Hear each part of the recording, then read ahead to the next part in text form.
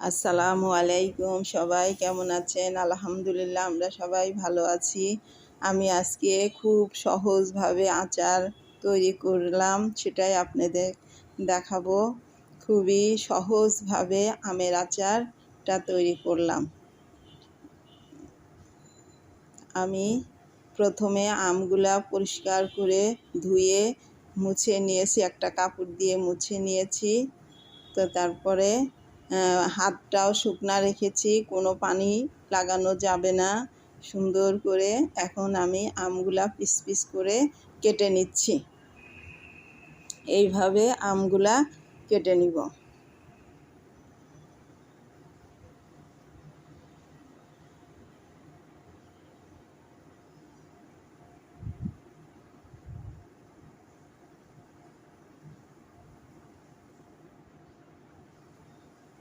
আমি সবগুলা আম এইভাবে কেটে নিচ্ছি।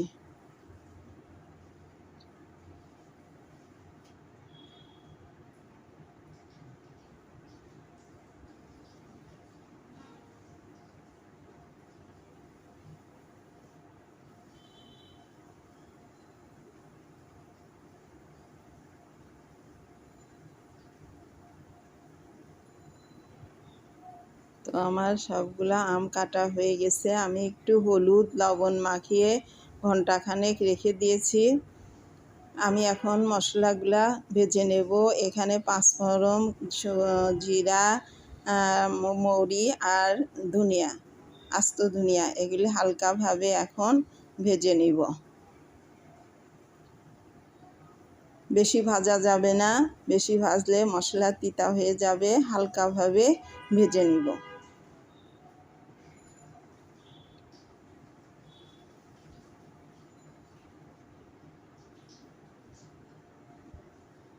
তো আমার ভাজা হয়ে গেছে, আমি এখন পাটার উপরে ঢেলে নিলাম। নিয়ে হাফ, মানে বেশি ফিনিশিং করব না, মশলাটা আধা বাটা করে মশলাটা তৈরি করব।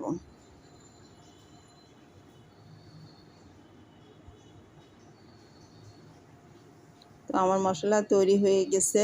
এখন আমি চুলাতে কড়াই দিলাম এবং সরিষার তেল দিয়ে দিলাম।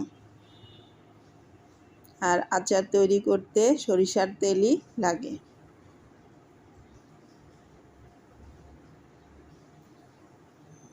তেলটা এখন গরম হয়ে গেছে। আমি পরিমাণ মতো রসুন কুচি দিয়ে দিলাম।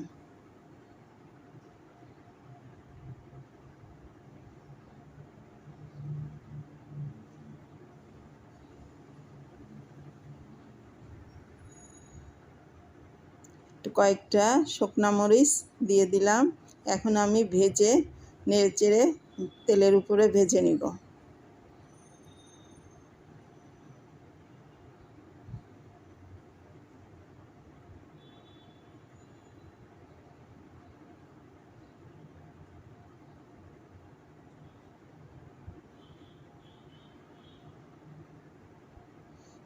এখন আমার রসুনটা ভাজা হয়ে গেছে। আমি আমগুলা দিয়ে দিলাম।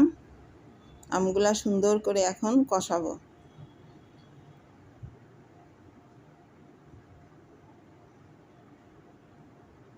এরপরে আমি এক এক করে সব রকম মশলা দিয়ে দিব আমে।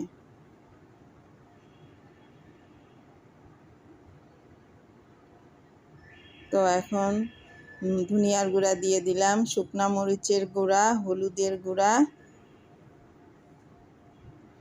লবণ দিয়ে এখন আবার একটু কষাবো আমটাকে।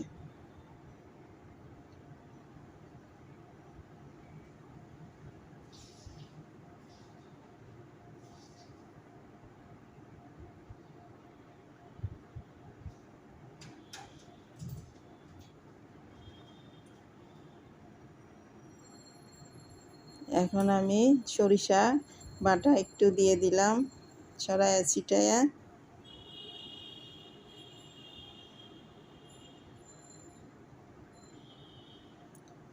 এরপরে একটু ভিনেগার দিয়ে দিলাম। এটা দিলে আচারটা নষ্ট হবে না, অনেক দিন থাকবে। তারপর আমি কিছুটা চিনি দিয়ে দিলাম। এই আচারটা ঝাল, টক, মিষ্টি। চিনি দিয়ে এখন আমি আচারটাকে সুন্দর করে কষিয়ে নেব।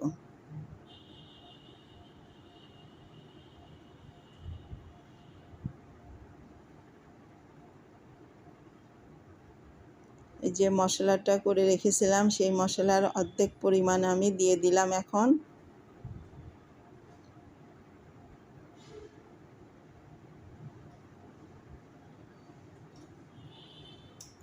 এই মশলা ছিল পাঁচফোড়ন, ধনিয়া, জিরা, মৌরি একসঙ্গে ভেজে আমি রেখে দিয়েছিলাম, সেটা অর্ধেক দিয়ে দিলাম এখন।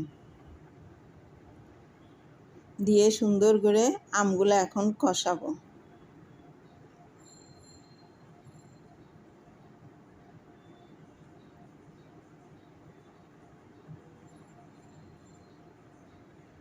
তো এখন আমি হওয়ার শেষে সবটুকুই মশলা দিয়ে দিলাম।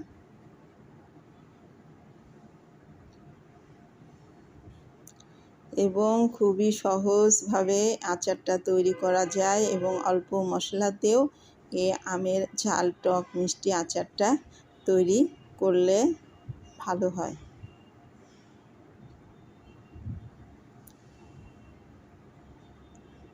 আমার আচারটা শেষে হওয়ার দিকে এসে গেছে। এই যে আমের চুচাগুলা বেশ সিদ্ধ হয়ে গেছে। এখন তেল উপরে উঠলেই বুঝতে হবে যে হয়ে গেছে।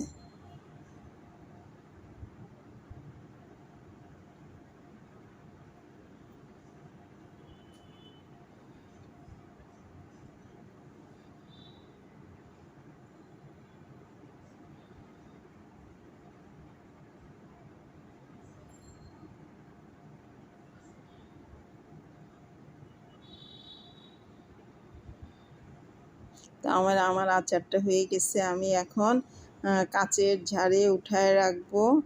আর আচার তো সবসময় কাচের পাত্রেই রাখতে হয়, আচার ভালো থাকে। তো আমি কাচের ঝাড়গুলা পরিষ্কার করে মুছে রেখেছি। তো এখন আমগুলা উঠাচ্ছি।